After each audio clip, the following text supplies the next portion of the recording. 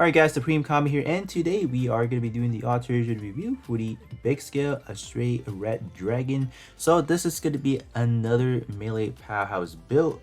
So pretty much everything that is offered as far as portrait, they are actually quite exceptional as well. Stat wise, it could be arguable depending on how you're building it. I would definitely say the overall stat distribution could be better, but it's not the worst, but it just could be better. So we are looking at 8 parts in total, so pretty much everything is the same.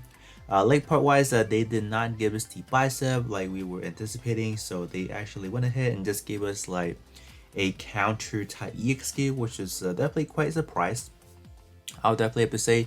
So let's actually get started off with the head part now. So as far as the overall build, we are just going to be doing the really traditional pro tech close combat, high mobility, and then high firepower. So it's not really that hard to build around this overall unit, so that's always going to be a plus.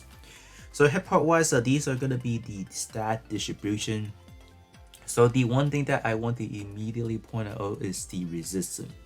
So the combination of the resistance is greater than the base melee defense. So this is alarming because in terms of how you want to build around this unit, is either you want to use the actual melee change gear, which is going to be offered 40% of the base melee defense, and that's going to get translated into your base melee attack.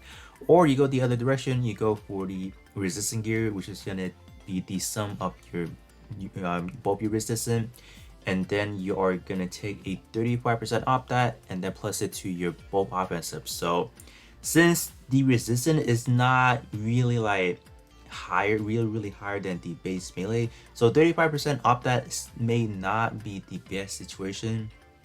And as far as any subslot possibility, the only one that I would highly recommend is going to be the Fenice Liberta, because that unit itself has a pretty good resist or both resistance as well. So that's the only viable subslot I can kind of think of in a way, because if you do any of the other one, they may not have the high beam resistance that you're looking for. So this is why I feel like the stat distribution was a little bit wonky in my opinion. But that's the stat. I'm just kind of explaining on that portion a bit. But base melee attack is really high and shot defense is really good as well. So this is the situation that I don't want to see.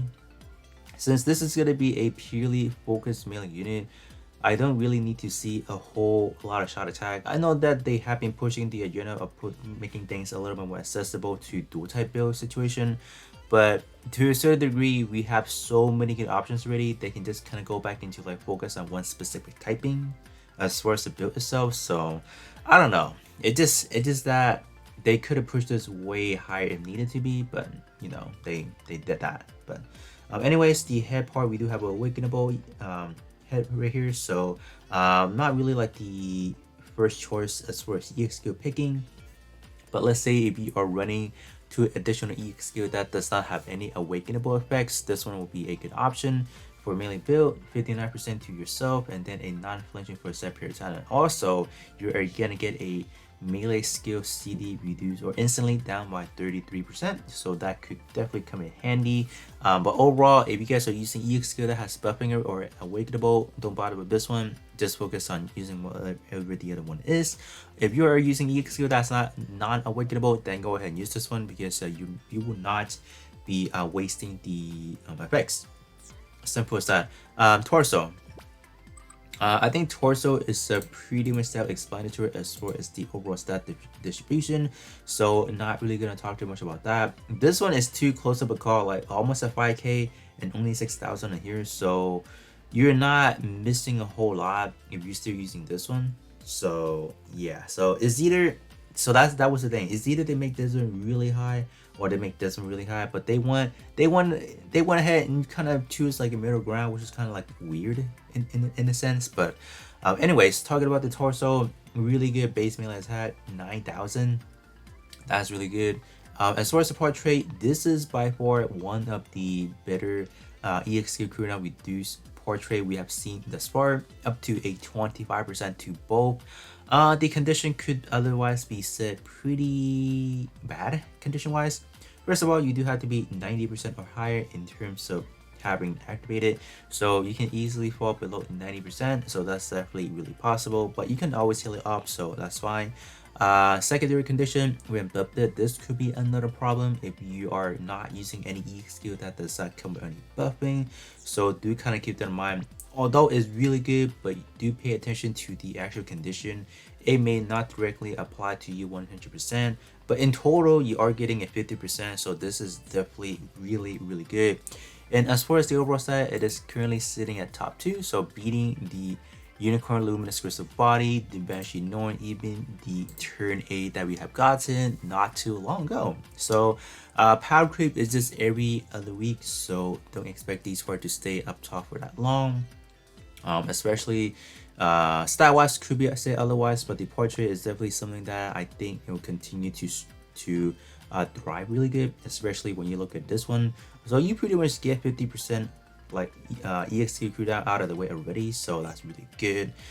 So if you guys do for the torso, definitely a good investment, but do watch out for the actual condition. They might, you know, get back at you at the end of the day because you may not fulfill them. Speaking of the arms, I think the arm is definitely another good contender, obviously. Just being the amount of sheer status providing, the sheer amount of like portrait is providing. Why is the font weird? I don't know. Oh, it should be 9. Okay, now I think it looks a little bit better visually. Okay, there you go. Stat wise is definitely up there, like 17,000 for the base melee. That's really good to see. Only 4k for the melee defense, so that's a little bit weak. And this one, you will not really be running the resistance gear because 4k, so no difference at all. But this one, my gosh, what are they doing? Double 50% on damage based trait. That's good.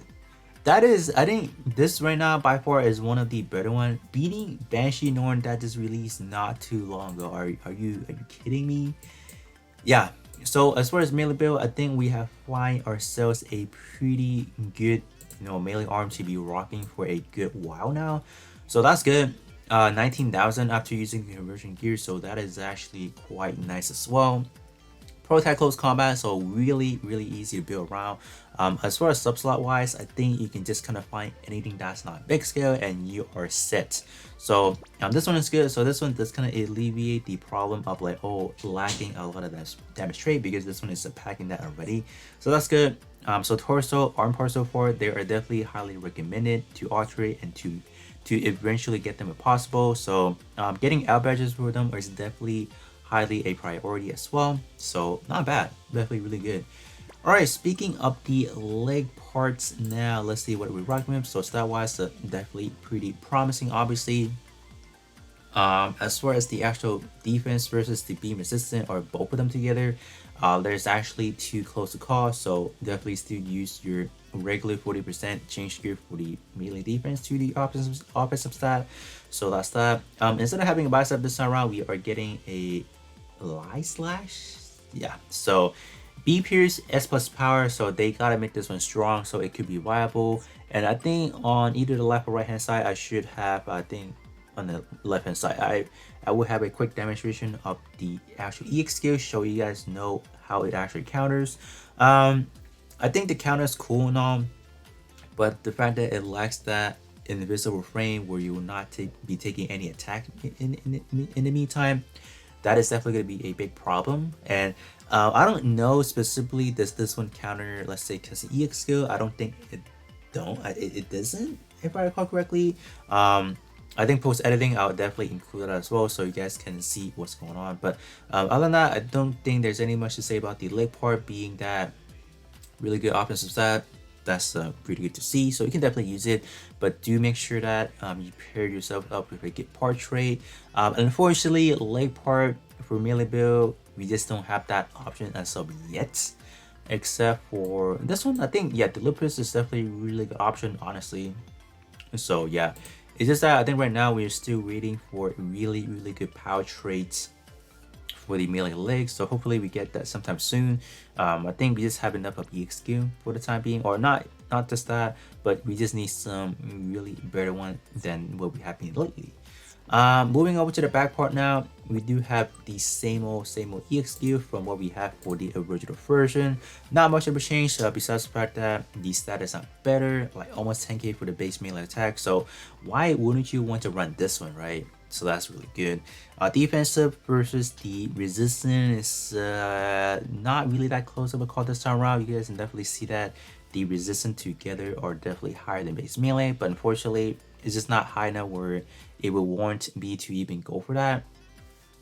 So this one, source EX skill, like I said again, it's gonna be the same thing. So this one is set up just, you know, you doing like you execute it, you do damage to them. You are pretty much gonna have to wait for your enemy to use any bindable EX skill. So when they say bindable skills, any EX skill that has that will have like a logo up top. So let me just kind of give you guys a quick demonstration or example of what that actually meant or how it looks like. So if you head over to the Banshee or EX skill, if you take a look at the EX skill right there, you guys can see that there is a bindable label. So when so when your enemy execute any bindable type EX skill, like the one that is shown right there, that is when the Astray Red Dragon's backpack is gonna perform the counter. So as far as the EX skill animation wise, it's pretty much going to be the same thing, so it's not anything of a difference, unfortunately.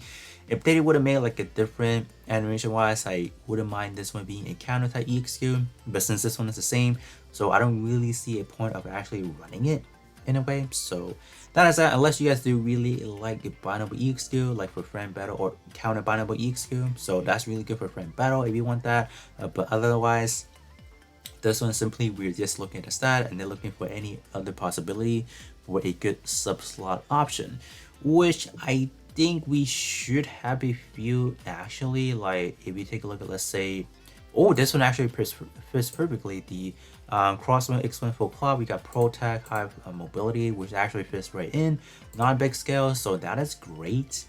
Any other that's good portrait wise, we can take a look at the Raven final battle type. This one is double 40%, you know, pro tech, high firepower, so you do have a lot of good options as far as the back part itself, so that is definitely good to see.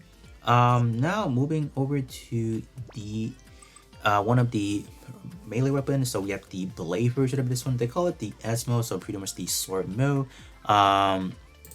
So the stat is going to be a swallow, so pretty high up because they're just giving you a whopping 19k. They say, here you go, take that.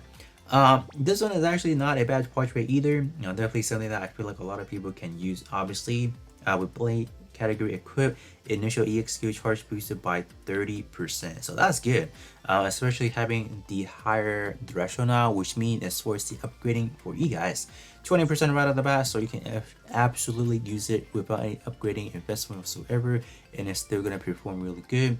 So when beam resistance is under 30,000, which I think is easily fulfillable with any build out there, because generally speaking, I don't really see a whole lot of build in general that having that high, unless you are focusing specifically on, you know, what is it, the resistance, then that's a different story. But other than that, this one is really good right out the gate, really strong, really powerful, just, you know, accessible to a lot of people if you guys were able to pull it. Great tag as well, pro tech, high firepower, so no complaints of that.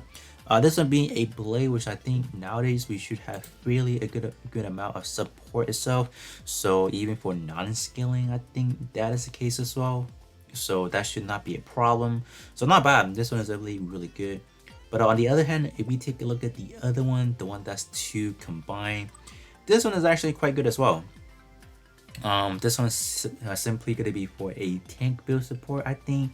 Tank build plus power build all in one, because you're, first of all, when you're running this one in fighter for both conditions, first things first, you're getting a enemy melee power reduced by 90%. So they're starting to play this type of game where they're just going to be pumping out a straight up 90%.